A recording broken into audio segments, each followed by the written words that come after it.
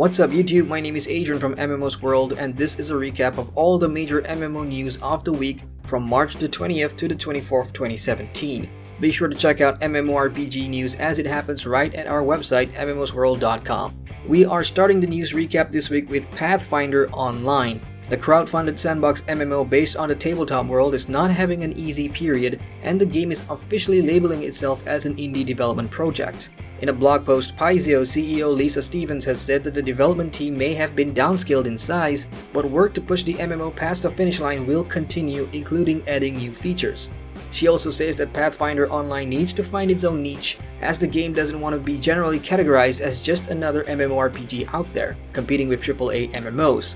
Will Pathfinder Online see the light of day? Let us know your thoughts. Next up, there's some pretty good updates for Gloria Victus, a sandbox PvP-centric MMO on Steam.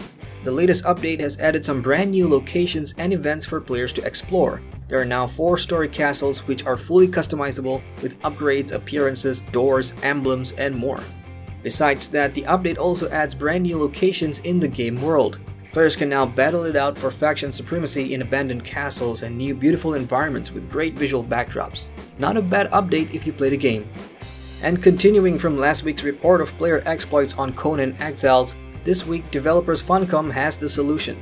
According to Funcom, they have already started partially resetting the official servers where the player exploits have been taking place. All players affected by the partial resets will get to keep their character levels, but unfortunately will lose items in their inventories and buildings will be wiped out completely. Sad, but alas, that is the repercussions from player cheating. Hey, who remembers City of Heroes, the superhero MMORPG that garnered wide acclaim back in the day?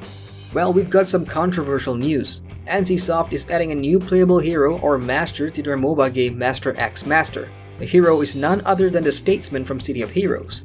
Players can check him out during the closed beta test on April 6, but so far not a lot of folks have been happy about this decision due to still feeling the hurt of seeing City of Heroes shutting down due to weak reasons.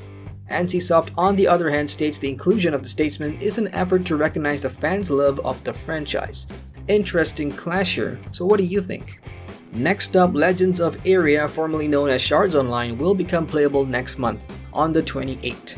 A new version of the game is almost ready and will be playable for testing in that time period. The new changes includes moving to a fully fledged MMORPG system and world, with mechanics that will incorporate a large player world and an increased amount of players. So if you are interested in checking this out, be sure to mark your calendars.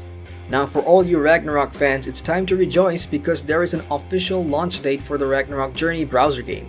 Ragnarok Journey will launch on the 27th of this month, so it's time to make plans to play your hearts out. If you haven't watched our first impressions video from the closed beta, click on the information icon on the top right of the screen and go check it out.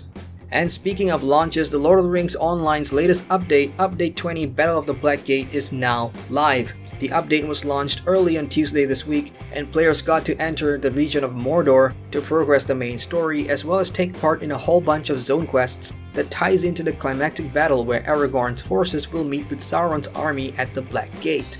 The Spring Festival is also live this week on Lotro, so go ahead and check it out. Riders of Icarus also has a brand new update. The Corruption of Light update increases the level cap to 55 and also introduces 2 new content areas that players can jump in at level 49 to experience. Besides that, there is a new progression system in the game called the Transcendence system, which allows players to merge identical gear to upgrade the stats of another. Overall, some beefy content for Riders of Icarus, which is always good to hear. And finally, this week, a Guild Wars 2 fan-made card game was shared with the public, and it's actually pretty good.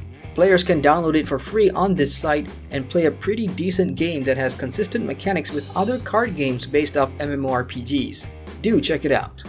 And that's it for our major MMORPG news recap for the week. Be sure to read more MMORPG news on our website at mmosworld.com. Don't forget to like the video and subscribe to our channel for more MMO news, reviews, and impressions. We'll see you next week at the same time for a brand new recap. As ever, my name is Adrian from MMO's World, signing out.